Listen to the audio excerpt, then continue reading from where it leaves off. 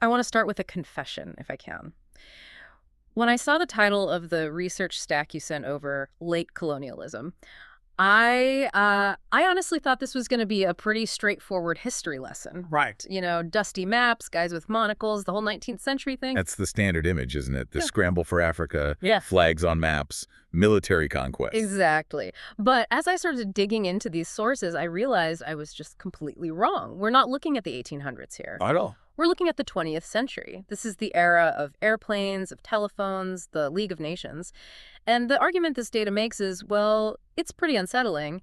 It basically suggests that colonialism didn't die after World War I. It got a software update. That is the perfect way to put it. It's a technocratic update. That's the term one of the key sources uses. But it's more than just an update, isn't it? It feels like a mutation. The central thesis here seems to be that the old empires realized that brute force, you know, the cavalry charges and the gunboats, it was just becoming too expensive. And, frankly, bad PR. Bad PR, exactly. So they shifted to something else, something the researchers keep calling biopolitics. And that term biopolitics, it sounds really academic and heavy. It does. But it's actually incredibly practical and pretty grim. In the 19th century, the goal was simple. Conquer territory. Plant the flag. That's it. My land. My land. But after World War I, the focus shifts.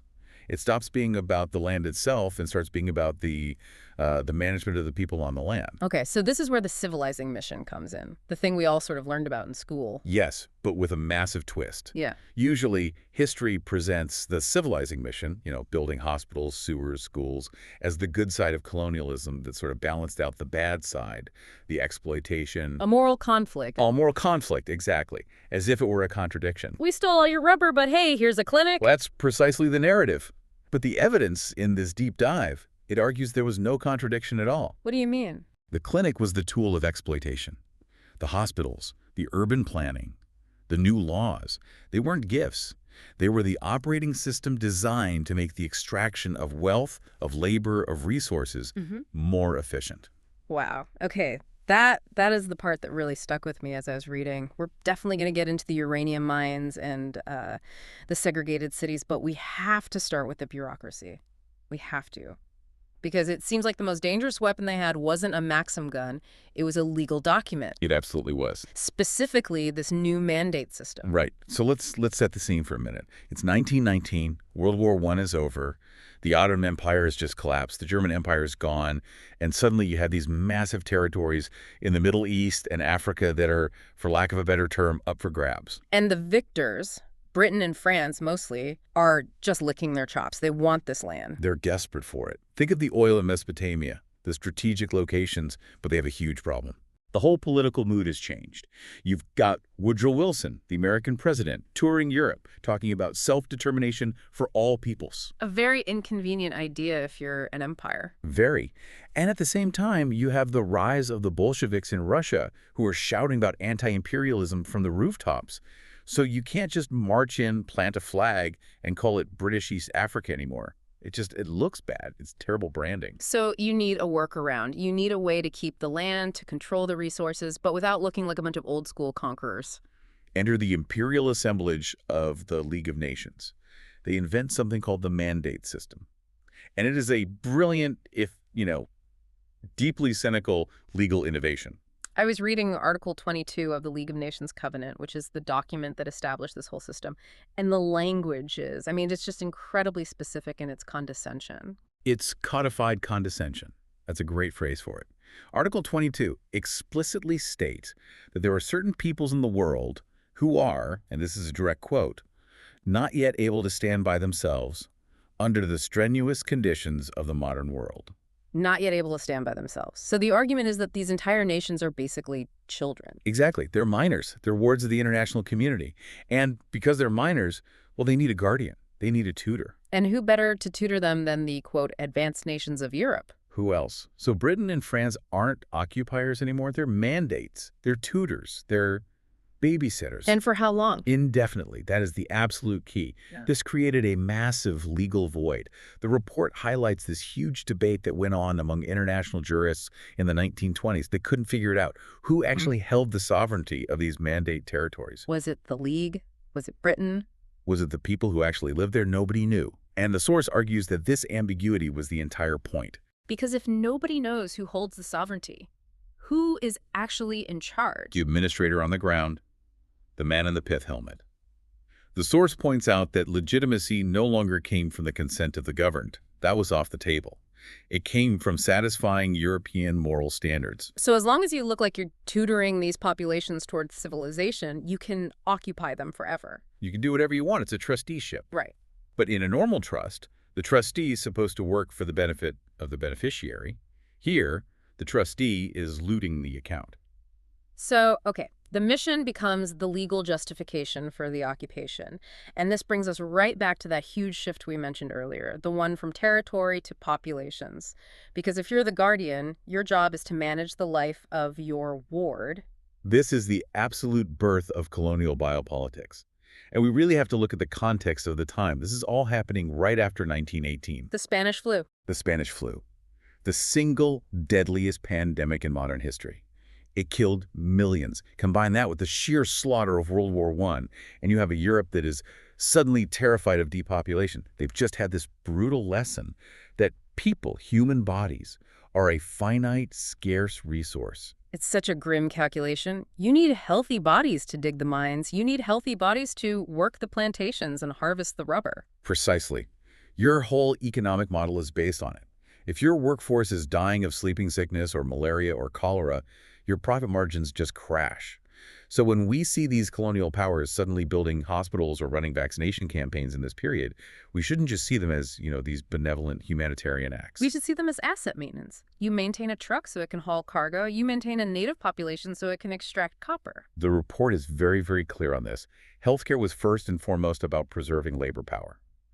But it had a second purpose, which is maybe even darker. What's that? It was about creating what they called Cordon Sanitaires. Sanitary barriers. Protective bubbles. Yes. Bubbles to protect the white settlers from what they referred to in their own documents as racial contagion. Wow. That phrase, racial contagion, is just... it's chilling. It implies that the native population wasn't just a security threat, but a medical one, a biological threat to the European body. It wasn't just implied. It was literally built into the architecture. This is one of the most visual and, I think, powerful parts of the deep dive today. We need to talk about how this ideology literally shaped the cities that people live in to this day. The way our cities look, the segregation, the zoning, the infrastructure, so much of it starts here. And this brings us to Frantz Fanon. The source quotes his description of the colonial world, and it is just so visceral, he calls it a Manichaean world. A world cut in two, completely divided. Fanon's description is incredible. You have to hear it. He talks about the settler city as this place of concrete, of asphalt, a well-fed city, a city at ease, bright lights, paved roads. It's solid. It feels permanent. And then on the other side of the line? On the other side of the line, you have the native city. He describes it as a place of ill fame, populated by men of ill repute. A crouching village. A city on its knees. Mm? A famished city. It's a place where people are born on top of each other and die on top of each other. It's a world with no space. And this physical division, it creates a psychological reality. The infrastructure itself becomes an ideology. Fanon says it leads to this terrible internalization. You are rich because you are white, and you are white because you are rich. The physical separation makes the racism feel natural. It makes it feel like it's just the logical order of the world. Of course they live over there. Have you seen their streets? It justifies everything. The poverty becomes proof of inferiority rather than the result of a system of extraction. I really want to zoom in on this idea of architecture as a weapon, because the sources describe the city of Algiers, and it sounds less like a city and more like two different planets that have crashed into each other. It really was. Yeah. You have to try and visualize the geography of Algiers. You have the Casbah, the old Ottoman city. It's dense, it's intricate, it's organic, a labyrinth of narrow alleyways, dead ends, courtyards, and rooftops that practically touch each other. To the people who live there, that's just a neighborhood. That's their home. It's community. Of course. But to the French colonial administration, and especially to the military, The Casbah was an absolute nightmare. Why? It was opaque. You couldn't see into it. You couldn't map it properly. You couldn't drive a truck, let alone a tank, through it. To them, it was a place of sedition, where rebels and nationalists could just vanish into thin air. So they didn't just want to govern it from the outside. They wanted to literally break it open. And this is where, of all people, Le Corbusier comes in. Yeah. Now, I know him as this icon of modern architecture, clean lines, Yeah. concrete, functionalism. But the plan he drew up for Algiers, it's called the Plan Obus. It just looks so aggressive. It is unbelievably aggressive. The name itself says everything. Obus is the French word for artillery shell. Yes. So he's literally naming his architectural plan artillery shell. His design wasn't just a housing block. It was a massive, snaking concrete megastructure, kind of highway viaduct with apartments built into it that would literally bridge over the existing Casbah. I've seen the drawings. It looks like a giant concrete snake that's about to devour the old city. It was meant to dominate. It was an assertion of power. Yeah. The whole idea was to impose a rational European grid on top of what they saw as native chaos. It was all about visibility. If you can see everyone from above, you can control everyone. And this wasn't just some architect's fantasy. Later on, during the Battle of Algiers in the 1950s, this logic became military doctrine, didn't it? It did, absolutely. The French paratroopers used a strategy called quadrillage. It means gridding. They treated the city like a chessboard. They would wrap an entire sector in barbed wire, lock it down completely, raid every single house, check every ID card, and then move methodically to the next square on the grid. They turned urban planning into a cage. It's the same logic from architecture to counterinsurgency. Exactly the same. And it reminds me so much of this section on Nairobi and Zanzibar. It's that Cordon Sanitaire idea again, but this time with a scientific excuse. This is where science gets completely weaponized. So in Zanzibar, you had this British doctor named Kirwan and a town planner named Simpson. They had a problem. They wanted to separate the Arab and European residential areas from the African areas. Their official justification: malaria. The mosquito. The Anopheles mosquito, to be Okay. precise. Yeah. They argued, using all the language of modern public health, that to stop the spread of malaria, you needed a neutral zone, literally a stream or a cleared strip of land between the races. But wait, the mosquito doesn't check your ID card before it bites you. Of course not. But colonial policy did. And this logic was applied with what the source calls a brutal bureaucracy. And in Nairobi, it got even darker, even more cynical. Well, the sewers. With the sewers, the British administration flat out refused to build a universal sewer system. They installed modern sewers and running water in the European areas because, that was a marker of civilization. Yeah. And they deliberately, actively left the African areas without sanitation. And this is where that circular logic you mentioned earlier comes in. The part that drove me crazy reading this. Go on. Because they didn't build sewers, the native areas inevitably became unsanitary. There were outbreaks of disease. Right. And because they were unsanitary, the Europeans could point their fingers at them and say, look, they're naturally dirty, they're unclean, they can't possibly govern themselves. It is a perfect, self-fulfilling prophecy engineered by infrastructure. The denial of services creates the very conditions that are then used to justify the denial of rights. It's diabolical. The source brings in the philosopher Akil Mbembe here and his concept of necropolitics. Yes. Necropolitics. It's a powerful idea. It's not just about biopolitics, the power to manage life. It's also the power to dictate who may live and who must die. Or, more subtly, the power to dictate who is protected from death and who is exposed to it. So by denying sanitation, the colonial state was actively exposing the native population to death by disease while simultaneously protecting the settlers. That's necropolitics in action. It's a passive form of killing administered through bureaucracy and urban planning. And that concept, necropolitics, the weaponization of infrastructure, it feels incredibly modern. The source actually makes a jump here, a direct line from colonial Nairobi to the present day. It brings in the work of this group called forensic architecture. Yes, E.L. Wiseman's group at Goldsmiths, they do incredible work. They argue that there is a direct, unbroken continuity between these colonial urban practices and what is happening in the Israeli-Palestinian conflict today. They use the term ecotidio in one of their reports, ecocide. Right. They did this deep analysis of the perimeter of the Gaza Strip. The Israeli military uses armored bulldozers and herbicides to systematically clear these wide swaths of agricultural land along the border fence. The stated military goal is security, right? Visibility, clearing lines of sight. That's the official reason.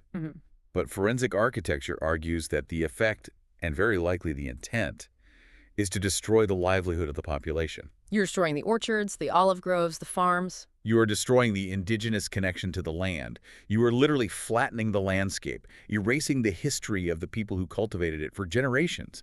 It fits perfectly into that colonial imaginary of an empty land, a blank slate that you can build upon. And they talk about the West Bank, too, with the utilities. Oh, absolutely. They point out the apartheid logic of the infrastructure.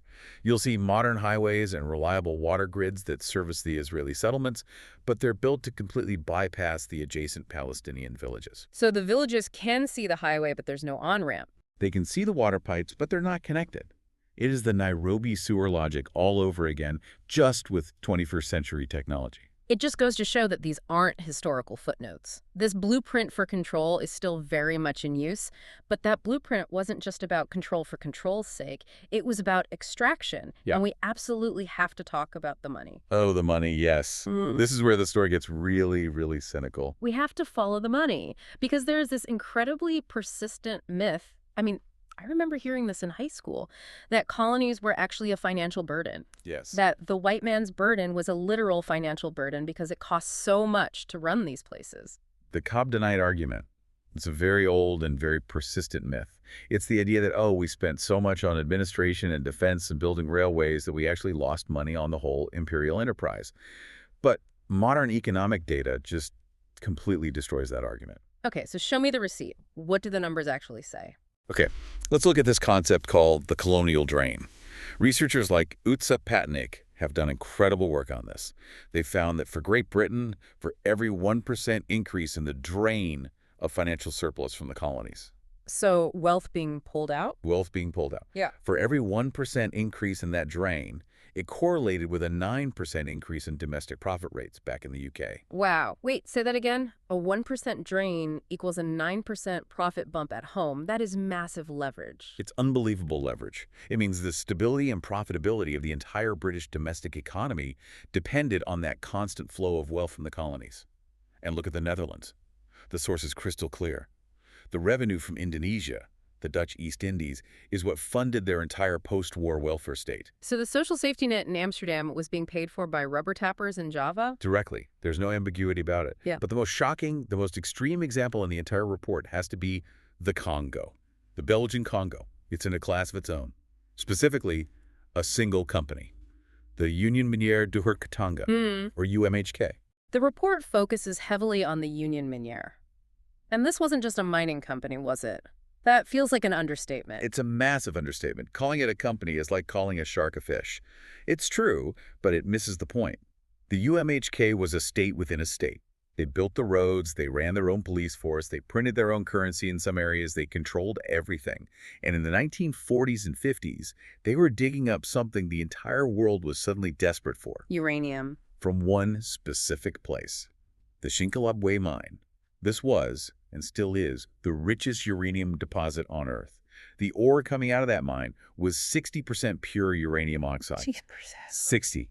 For comparison, the ore being mined in Canada or the US at the time was often less than 1%. This is the material that was secretly shipped to the United States and went into the Manhattan Project. So the atomic age, the bombs dropped on Hiroshima and Nagasaki were essentially bankrolled and supplied by Congolese labor. Without a doubt. Now let's get to the balance sheet. The source gives us the numbers for the year the Congo became independent, 1960. Okay, let's break it down. In that final year of colonial rule, the Union Minière declared a net profit of 2.3 billion Belgian francs. 2.3 billion, a huge number. Where did that money go? Well, 1.8 billion of it was paid out immediately as dividends to shareholders. To whom? Who are the shareholders? Almost exclusively Europeans. Belgian financiers, the British royal family through holding companies, the French. And here's the real kicker. Go on. Those dividends are taxable income, right? But because the shareholders were overwhelmingly based in Brussels and London, the taxes on that 1.8 billion in profit were paid to the Belgian government, not to the Congo. That is it's diabolical. So the raw wealth is extracted from Congolese soil, the profits are sent directly to European shareholders, and the taxes on those profits are sent to the European government. Correct. The Congo sees almost none of it. And when the country finally became independent in 1960, Belgium pulled a financial maneuver that is honestly breathtaking in its cynicism. It's known as the Belgian-Congolese contentious. This is the part of the report I had to read twice to believe it. Explain this debt swap. Okay, so the colony had a public debt. This was money that had been borrowed over the decades to build the infrastructure, the railways, the ports that the mines needed to get the uranium out. Okay. On the day of independence, Belgium transferred that entire public debt to the new Congo Republic. They essentially said, this infrastructure is on your territory now, so the mortgage is yours too. Okay, that sounds, it sounds almost fair until you realize who actually owns the trains running on the tracks. Exactly. They transfer the liabilities, the debt, but the assets, the actual shares in the mining companies, the land titles, the ownership of the infrastructure, were quietly transferred into newly created Belgian holding companies just days before independence. So they handed the Congo the mortgage, but they kept the house. They kept the house, they kept all the furniture, and they kept the rental income. The new Congolese state was born completely bankrupt, saddled with a massive debt to its former master, while its own natural resources continued to pay dividends to Brussels. It's an economic trap designed to last for decades. But it all comes back to a basic question. How did they get the uranium out of the ground in the first place? Who dug it? This brings us to what the sources call the tax weapon. And I found this fascinating because it completely turns the idea of taxation on its head.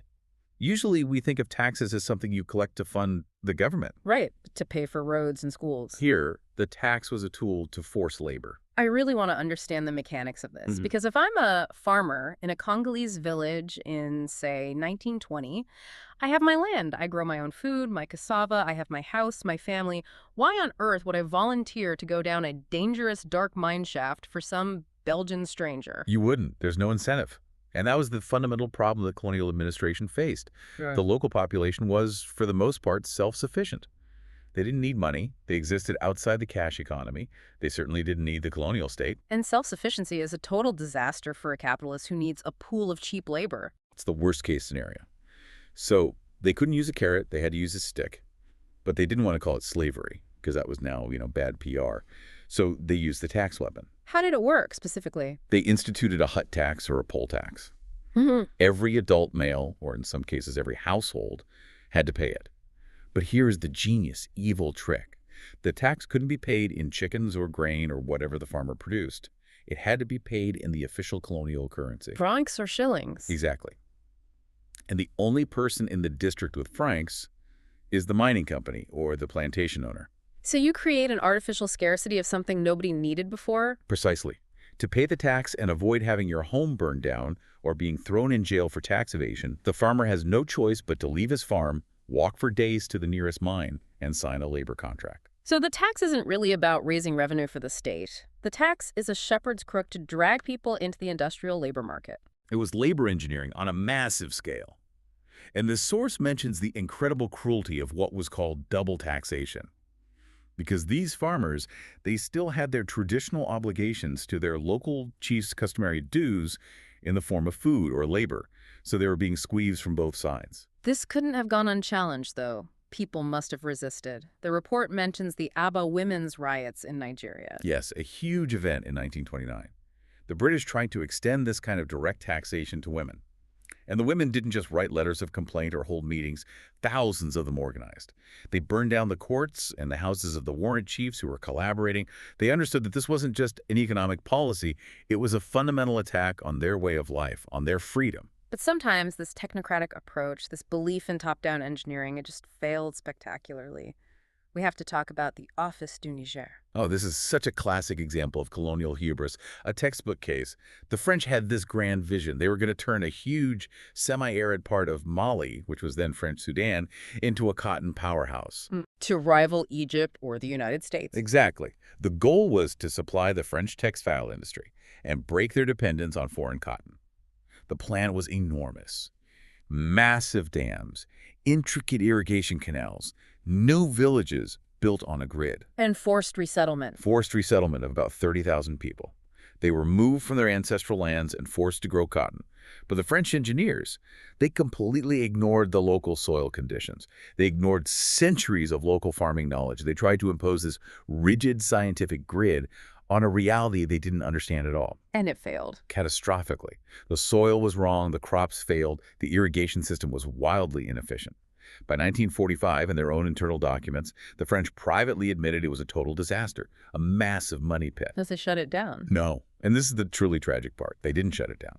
The coercive structure, the forced labor, the system of fines, the agricultural police forcing the farmers to grow cotton instead of food, all of that remained. It's like a zombie project. The economic logic was dead, but the control mechanism just kept walking. And that mechanism, that entire state apparatus of coercion, was eventually inherited by the independent post-colonial state of Mali. This is a theme you see again and again in the data. The hardware of repression was built by the colonizers and then simply handed over to the new governments at independence. Which segues perfectly into the legal systems. Because if you're going to force people to move or force them to pay taxes they can't afford, you need a legal framework to back it up. But not just any law. No, not at all. You need a dual legal system. The fundamental legal split of the late colonial era was between the citizen and the subject. And in the French Empire, this was enshrined in something called the Code de l'Indigène. The native code. And this is so crucial to understand. If you were a French citizen living in Algiers, you had rights, you had due process, you had a judge, a lawyer, appeals. But if you were an Algerian subject, you fell under the indigenous. The source lists some of the special infractions under this code, and they're just. They're incredible. Disrespect was a crime. Insolence. Just imagine that for a second. You could be arrested, fined, or imprisoned for looking at a colonial administrator the wrong way. Unauthorized meetings of more than a few people, refusing corvée labor, which is forced labor, traveling without a permit. And the most important part, who decided if you were guilty? There was no trial. There was no judge. The decision was made by the local colonial administrator. The same guy who needed you to build the road was the guy who could jail you for refusing to build it. There was zero separation of powers. It's efficient, I'll give him that. Brutally efficient. And the British, of course, had their own version, the FCR, the Frontier Crimes Regulation. This was mostly applied in what is now the northwest of Pakistan, along the border with Afghanistan. The source mentions a local saying about this law, a Pashto phrase that sums it up. No wakil, no dalil, no appeal. No lawyer, no evidence, no appeal. The FCR codified the principle of collective responsibility. Now, this is a huge deviation from Western legal norms. Usually, if I commit a crime, I am the one who goes to jail. But under the FCR... Under the FCR, if one person from a tribe committed a crime, or even was just accused of a crime, the British administration could punish the entire tribe. They could impose massive collective fines. They could burn down their houses. They could blockade their villages to starve them out. They could seize their livestock. That doesn't sound like law. That sounds like a war crime. Today, we would absolutely call it that. Back then, they called it effective administration. And here's the legacy part again, and it's a shocking one. The FCR remained the law of the land in the tribal areas of Pakistan until 2018. 2018, that's yesterday. It is. The state of exception, created for colonial control, became the permanent state of affairs for over a century. Speaking of states of exception, we have to talk about Kenya. The story of the pipeline. Now, I've heard of the Mau Mau uprising, but the way the source describes the British response, it's deeply disturbing. It is arguably the darkest chapter of British late colonialism, and one that was actively covered up for decades. The British establishment refused to see the Mau Mau uprising as a political movement for independence. They framed it as a form of mental illness, a psychological contagion. So they didn't need soldiers. They needed, what, therapists? Psychiatrists? In a twisted way, yes. Yeah. They decided they needed rehabilitation, so they built this vast network of detention camps they called the pipeline. They arrested tens of thousands of Kikuyu people, the source says at least 80,000, and pushed them through this system for screening. And what did screening entail? It was a brutal process. They subjected detainees to a technique they literally called dilution. Dilution. It sounds so clinical, so harmless. It was torture, plain and simple. It involved systematic beatings, sexual violence, starvation, forced labor. The idea, based on this pseudopsychology, was to physically and mentally break the detainee to shock the virus of rebellion out of their system and force a confession of loyalty. And this all culminated in the Holocaust massacre. Yes. In 1959, 11 detainees at the Holocaust were clubbed to death by their guards for refusing to do forced labor. And the bureaucratic response is just as telling as the violence itself. They tried to cover it up. The official story was that the men had died from drinking contaminated water. An unbelievable lie. A complete lie. It shows the extent of the self-deception. The entire system was designed from the ground up to inflict violence, but it had to cloak itself in the language of hygiene or therapy or administration right to the very end. It's just a heavy, heavy realization. We've covered a lot of Africa, we've touched on Pakistan, but there's another region where this civilizing mission took a very specific and very deadly turn. Libya. Libya is different, and it's a critical case. Hmm. This wasn't just about resource extraction or labor administration. This was settler colonialism in its purest, most brutal form. Italy, under Mussolini, didn't just want to rule Libya. They wanted to replace the population. They called it Italy's fourth shore. Exactly. As if it were just another part of Italy, like Sicily. In 1939, Mussolini formally annexed the coast of Libya into the Italian state. The grand plan was to move 500,000 Italian peasants to colonize the desert.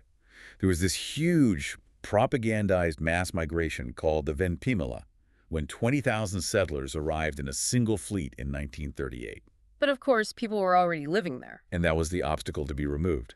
The local resistance, led by the national hero Omar al-Mukhtar, was incredibly fierce. But the Italian response, commanded by General Rodolfo Graziani, was just genocidal. The source uses that word specifically. Genocide. It fits the United Nations definition. Graziani's campaign deported the entire rural population of the region of Cyrenaica, about 100,000 men, women, and children, and forced them into concentration camps in the desert. Camps like El Agheila and Solich. And the death toll, what was the result? Estimates vary, but somewhere between 40,000 and 70,000 people died in those camps, from starvation, from disease, from summary executions. That's nearly half the entire deported population, wiped out in a few years. My God. And to make sure the resistance fighters in the mountains couldn't get any supplies or support, Graziani's army built a barbed wire fence along the entire 270-kilometer border with Egypt. A wire. It's such a brutal, stark image, just cutting the desert in half. It was total war waged against the civilian population. And the source also mentions the obsession with racial hygiene here. This is often overlooked. The Italian fascists were obsessed with maintaining their prestige. They passed laws banning mixed marriages. They strictly regulated any sexual contact between Italians and Arabs. And this connects to the Nazis, doesn't it? The source makes a direct link. A chilling one. It notes that the Nazis closely studied the Italian model in Libya. They saw it as a testing ground, a laboratory for how they might clear land and resettle Germans in Eastern Europe. The plans for Lebensraum in Poland and Ukraine were informed by what happened to the Libyan desert. That's a terrifying connection. It shows that these ideas, these methods of population control, they didn't just stay in the colonies. They boomeranged right back to Europe. The boomerang effect, as the great Martinican writer Aimé Césaire called it. The barbarism practiced abroad eventually comes home. Let's move just a little bit east from there to the rest of the Middle East. If the strategy in Libya was outright replacement, the strategy in the former Ottoman territories seemed to be about manufacturing identity. Divide and rule. It's an old imperial tactic, but in the 20th century, they didn't just use it as a tactic, they built it into the constitutions. They made it permanent. Let's start with Syria, the French Mandate. The French were terrified of a unified Arab nationalism, which was a predominantly Sunni movement at the time. So their strategy was simple: fragmentation. They tried to chop Syria up into tiny, manageable pieces. They literally created a series of microstates. Like what? An Alawite state on the coast, a Druze state in the mountains, the state of Damascus, the state of Aleppo. The idea was to prevent a single Syrian identity from ever forming. They were trying to break the national identity before it could even solidify. And crucially, they built their local military force, the Troupes Spéciales du Levant, by recruiting specifically from those minorities. They recruited Alawites, who were a poor, marginalized rural minority at the time, to be the enforcers of French rule over the Sunni majority. And you fast forward a few decades, and who ends up running the country? The Assad family, who were Alawites. The French inadvertently planted the seeds of the military regime that exists to this day. They militarized the sectarian difference and gave one group the keys to the armory. And then there's Lebanon. Oh, Lebanon is the tragic masterclass in this whole process. The French created the state of Greater Lebanon by taking the traditional Christian heartland of Mount Lebanon and bolting on predominantly Muslim areas like the Bekaa Valley and the city of Tripoli. To create a state with a slight Christian majority. A slight precarious Christian majority. Then in the 1926 Constitution, they solidified a political system called confessionalism. This is the system that's still in place today, right? Where the president must be a Maronite Christian, the prime minister a Sunni Muslim, the speaker of parliament a Shia Muslim, and so on. Exactly. They assigned every political office based on rigid religious quotas. It froze the demographics of 1926 in time. Hmm. It meant that your primary political identity could never be just Lebanese. It had to be your religious identity. You were a Maronite voter, or a Sunni voter, or a Druze voter. It's a system designed for paralysis, and it eventually helped trigger the devastating Civil War. And finally, Iraq. The British took a slightly different, but just as damaging approach there. They did a complete inversion. Iraq had, and has, a clear Shia Arab majority, with a large Kurdish population in the north. But the British viewed the Sunnis as more modern, more secular, more reliable partners. The Shia were seen as obscurantist, dangerously close to Persia. So they put a Sunni in charge. They imported a Sunni king, Faisal, from the Hijaz. And they built the entire state administration, the army, the civil service, the police, by promoting the Sunni minority into positions of power, completely marginalizing the majority population. This created a structure of exclusion that set the stage for the brutal dictatorships that followed, and eventually, the horrific sectarian violence that exploded after 2003. It's just amazing and so depressing how often we look at these conflicts today and we hear the line, oh, these people have just been fighting each other for 1,000 years. It's the lazy explanation, ancient hatreds. But what the source material shows us, time and again, is that while the religious and ethnic differences were ancient, the political weaponization of them is frighteningly modern. It was designed in conference rooms in Paris and London in the 1920s.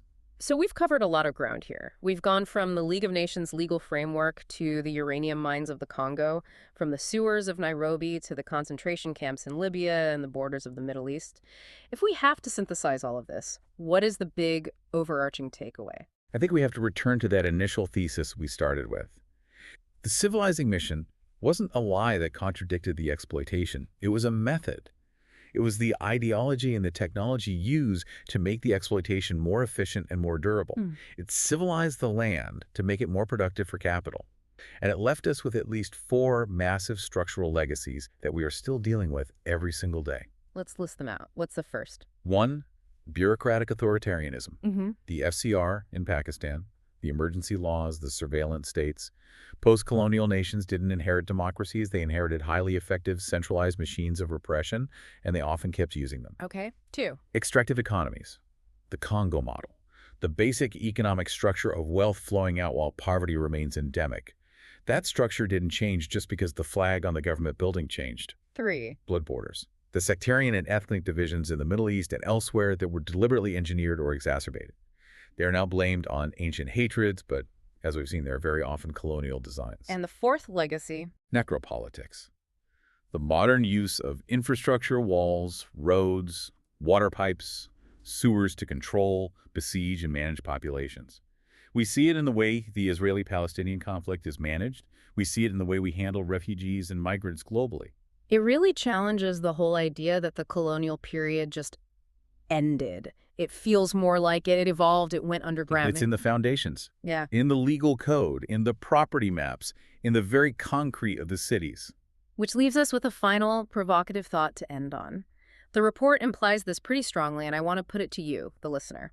If the house, the state, the global economy, the legal system was built from the ground up, with every wire and pipe designed specifically to extract value from the people living in it, can you ever simply renovate it? Can you just repaint the walls and fix the plumbing?